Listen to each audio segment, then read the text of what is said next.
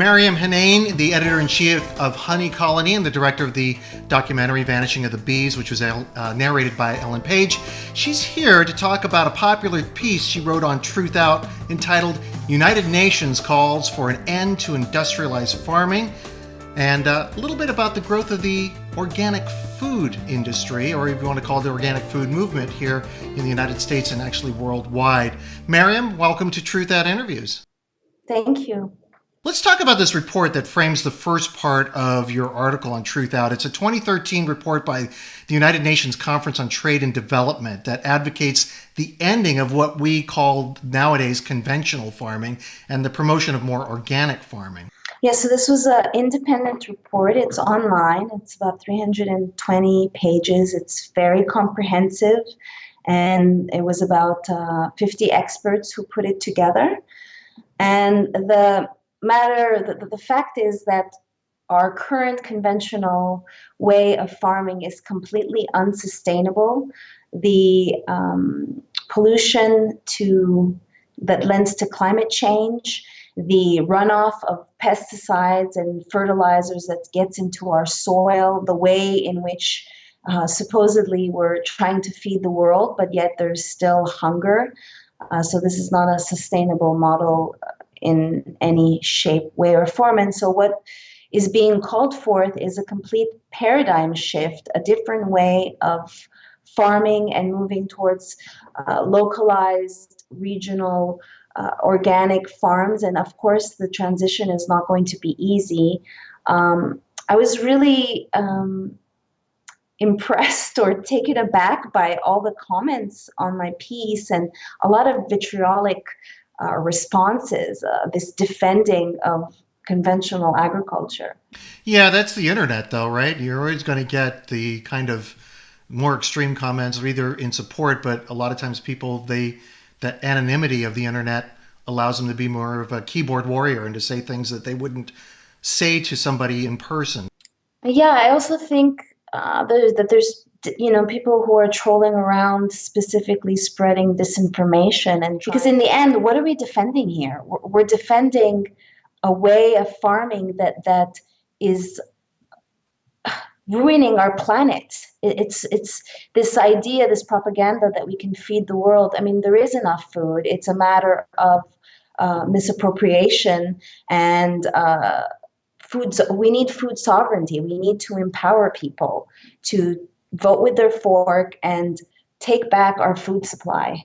In your article, you talk a little bit about why organic or more local farming practices are more environmentally friendly. I mean, a lot of this has to do with you live close to your food source, then there seems to be less of a transportation cost associated with it, which would lead to less pollution in the air. Absolutely. And also incorporating crop rotation, because the quality of our soil is completely depleted and compromised. And if we learn anything about nutrition, we need 70 essential minerals to properly function.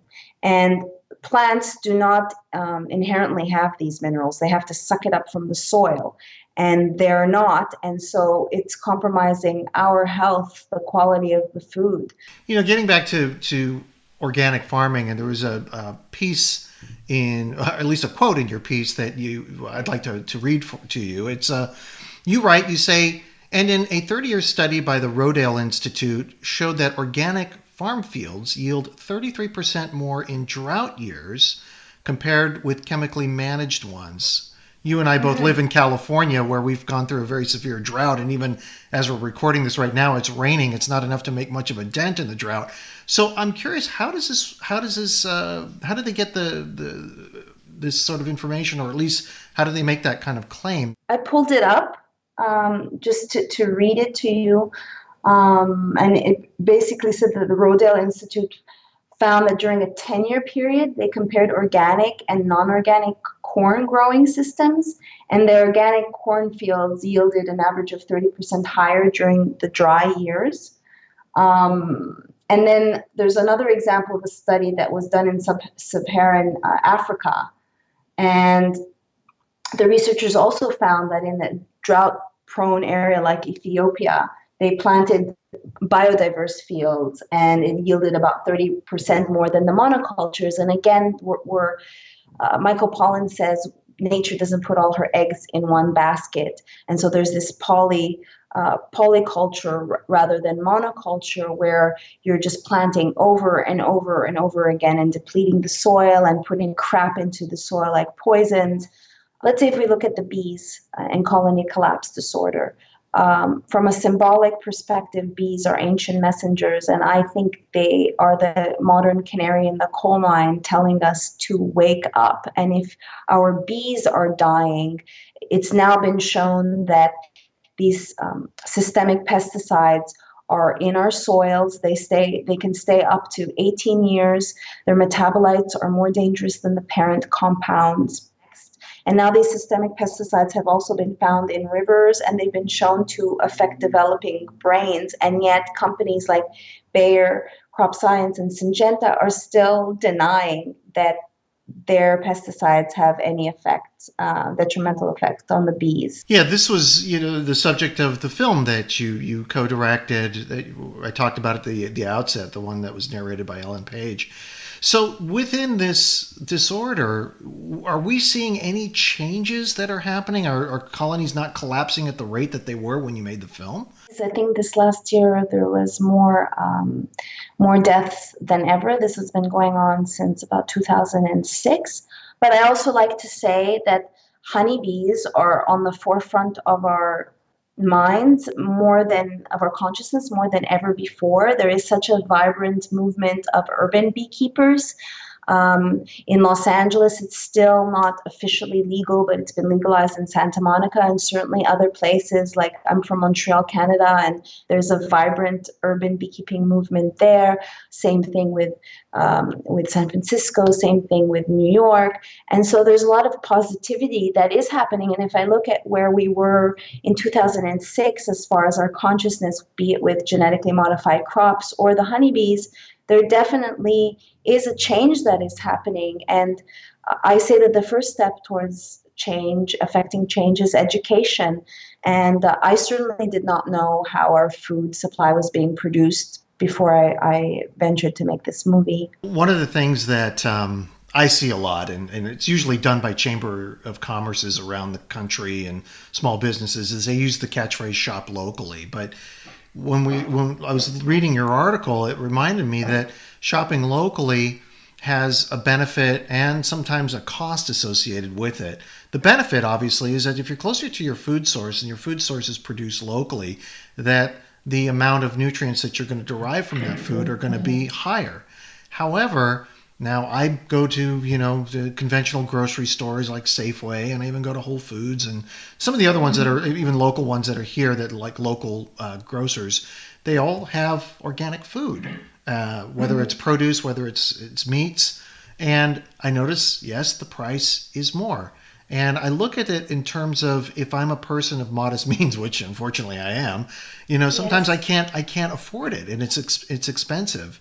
And so for people who would be watching this and saying, well, it'd be nice to go organic, but it's going to bust my budget. Do you have anything to say to that? Yeah, I made about $13,000 last year. That's pretty poor. I spend my money on food. I spend it on health and food. It's an investment. This is my temple. I'm 41 years old. I have an autoimmune condition, which I've kept in remission thanks to the food that I eat. I don't always am able to buy. In fact, I bought some blueberries from Trader Joe's, and my girlfriend was over, and she's like, Maryam, how can you get these blueberries? I mean, they're on the top as far as being sprayed. And it's true, blueberries, I think organic now are like $7.99 or $6.99, which is crazy. But I look at it as an investment, and if I can do it with my measly, the pay that I'm making as an entrepreneur, it is possible. I rather buy superfoods than shoes. What can I say? It's true. For people who have a shoe fetish, they would never understand that. I don't have one, thankfully. But, neither do I. Well, I think you make a good point that it is an investment in you, that you have to treat your body not just as something to keep you going, such as eating fast foods or eating foods that have been genetically modified, or have been trucked in, that is, I think you highlight this in your article, that the nutrients have been depleted, that it's kind of almost dead food, but you want to invest in things that are actually going to sustain you and nurture you.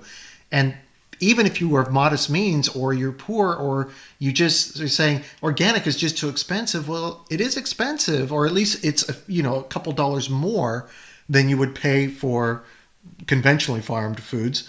But isn't it worth the investment to keep yourself healthy? I've done a lot of research, and I say, like, the processed foods have ingredients that we can't pronounce, let alone digest. And I don't want to be I don't want to be a victim of the crap poisons that are being sprayed. And then if a lot of times the chemicals are illegal in this country, but they come in, let's say, from, i.e., Argentina, and the chemicals are allowed there. So then they find their way back, and they say that every American has about 13 different pesticides inside of them. We're living. The reason when I give talks, I tell people the honeybees are environmental indicators, and so are people that have autoimmune disorders, because we're extra sensitive. Getting back to growing your own food, our governor of the state that we both live in, Jerry Brown, years ago, he had a radio show that was produced out of Berkeley, and he had said at one point, when he was a kid growing up during World War II, they had things called victory gardens, which was you would grow your own food. And he says you can't do that these days. He said the amount of time once that goes into doing gardening now is high, and many people don't have time to do it. But he said that the way in which we live now almost prohibits us from doing these sort of things. And he said that, it can be a little bit more expensive to grow your own food than to go down to the supermarket and pick up, a 6-pack of tomatoes. Yeah, definitely. We live in a fast food nation where things take time and people want things immediately, and quick, quick response, quick, and growing your own food is not, but there's benefits as for instance, community, getting a sense of community. I mean, I would love to be living in a complex where I could have a patch of land and grow my own food. In my last apartment, I wanted to do that. And in fact, I was just like putting my clothes out, and the manager came, and he was Mexican, and said to me, "What do you think? You're in Mexico?" And ordered me to take down my clothes, and they wouldn't let me grow anything. I had bees there, and it lasted 2 days, and then threatened the cops.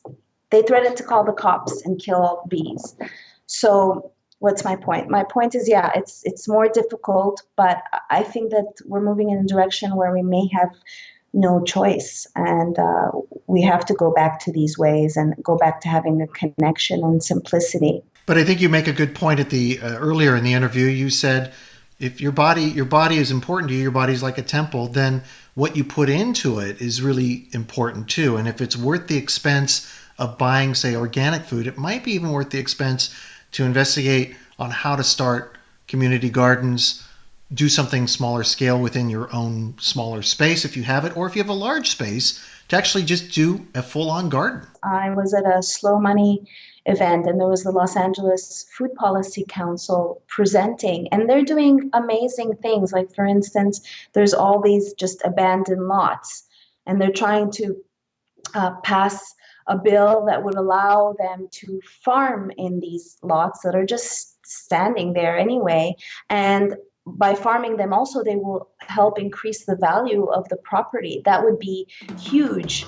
Well, Maryam, I want to thank you for being on Truthout Interviews to talk about your article, some of the personal anecdotes, even the film that you have made. Thank you. It was a pleasure. Maryam Henein, she is the author of a Truthout piece entitled United Nations Calls for an End to Industrialized Farming. And that's Truthout Interviews for another week. I'm Ted Asregadoo. Thanks for tuning in. I'll see you next time.